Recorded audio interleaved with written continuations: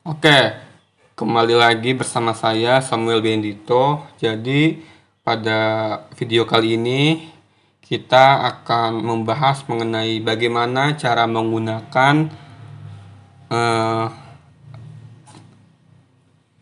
regression binary logistik atau yang biasa disebut dengan regresi logistik. Regresi logistik adalah sebuah pendekatan untuk membuat model prediksi. Jadi di dalamnya itu nantinya peneliti memprediksi variabel terikat yang berskala dikotomi. Skala dikotomi yang dimaksud adalah skala data nominal dengan dua kategori, misalnya ya dan tidak, baik dan buruk, ataupun tinggi dan rendah. Jadi pada video kali ini kita akan melakukan uji regresi logistik dalam sebuah penelitian yang berjudul Pengaruh Model Pembelajaran Kooperatif dan Media Pembelajaran terhadap Prestasi Peserta Didik. Nah, di sini bisa dilihat dulu, di sini adalah variable view-nya. Saya di name itu ada 4 begitu. Ada X1, X2 itu tadi sebagai variabel bebas, X1 itu model pembelajarannya dengan value labelsnya yaitu 0 itu dimaknai oleh tidak memakai model pembelajaran kooperatif dan 1 itu dimaknai dengan memakai model pembelajaran kooperatif. Hal ini juga berlaku sama dengan X2 ataupun Y. 0 itu enggak menggunakan media pembelajaran dan 1 itu menggunakan media pembelajaran. Sama juga dengan Y begitu. Nah, habis itu kita ke data view di sini. Oh ya, jadi minimum sampel dari regresi logistik ini adalah sebanyak 50 gitu. Jadi saya ada 50 sampel di sini. Nah, gitu. Oke, kita langsung saja. Bagaimana sih cara menggunakan regresi logistik di PSPP? Pertama kita klik analisis, regression, dan binary logistik. Di sini untuk prestasi peserta didik itu kita masukin ke dependent dan model pembelajaran kooperatif kita masukin ke independent. Begitu juga dengan media pembelajaran. Kita masukin ke independent, habis itu sudah kita klik OK. Nah, didapat seperti ini. Jadi kalau dilihat dari judulnya itu nggak ada missingnya, berarti itu nggak error. Oke, langsung saja kita ke tabel pertama, yaitu ada tabel dependent variable encoding. Di sini itu ya hanya sebagai kode aja. Kalau misalkan nggak memiliki prestasi itu ya 0, kalau memiliki prestasi itu 1. Di sini hanya sebagai kode aja. Terus yang tabel berikutnya ada cache processing summary. Di sini juga hanya sebagai n, yaitu tadi kan sebanyak minimal 50 sampel begitu di sini.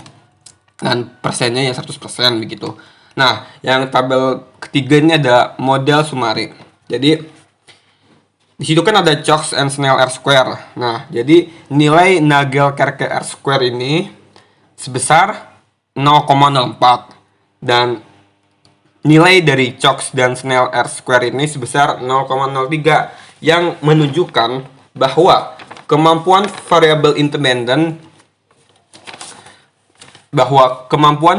independen dalam menjelaskan variabel dependent adalah sebesar 0,04 atau 0,4% dan terdapat 99,6% faktor lainnya di luar model yang menjelaskan variabel dependent begitu. Ya, itu untuk cara membaca tabel model summary. Yang berikutnya itu ada categorical variable coding. Sini hanya sebagai bentuk hasil dari frekuensi dari tiap-tiap bagiannya, dari tidak memakai model pembelajaran kooperatif sampai dengan menggunakan media pembelajaran.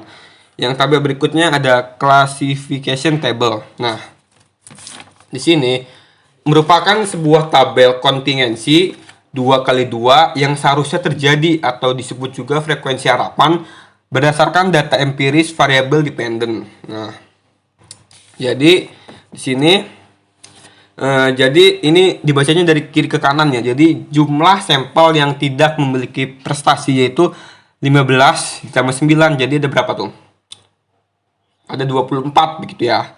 Dan jumlah benar Jumlah yang benar-benar tidak memiliki prestasi itu sebanyak 15, dan jumlah siswa yang seharusnya tidak memiliki prestasi namun memiliki prestasi itu sebanyak 9 siswa. Dan yang berikutnya itu ada jumlah sampel yang memiliki prestasi itu sebanyak 26, dan yang benar-benar memiliki prestasi itu ada 14 siswa, dan yang seharusnya memiliki prestasi namun tidak memiliki prestasi itu ada 12 siswa.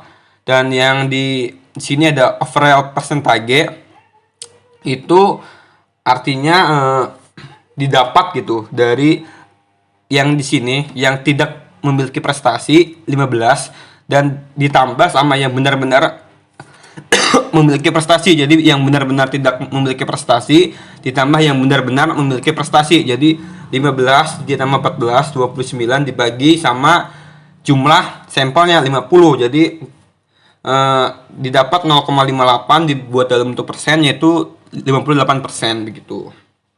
Yang berarti artinya ketepatan model penelitian ini adalah sebesar 58% begitu. Dan sini yang ada yang tabel terakhir, yaitu ada variable in the equation. Itu jika dibaca dari kiri itu ada B. Itu artinya nilai slope atau koefisien beta B dari konstanta itu sebesar 0,31, 0,70 dan 0,35. Dan juga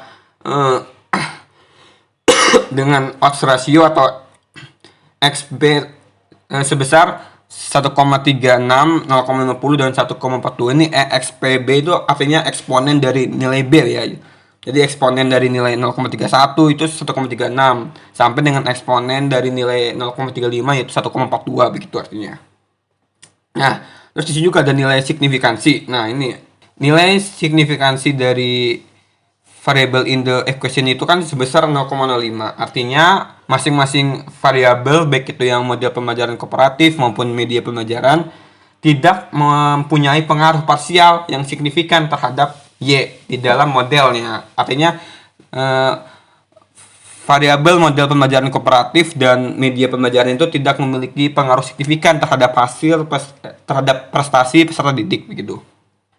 Terus kalau lebih rinci lagi, yaitu berarti karena nilai signifikansi dari model pembelajaran kooperatif itu nilainya itu lebih dari 0,05, maka H0 diterima. Artinya model pembelajaran kooperatif tidak memberikan pengaruh parsial terhadap prestasi peserta didik. Hal ini juga berlaku sama dengan media pembelajaran.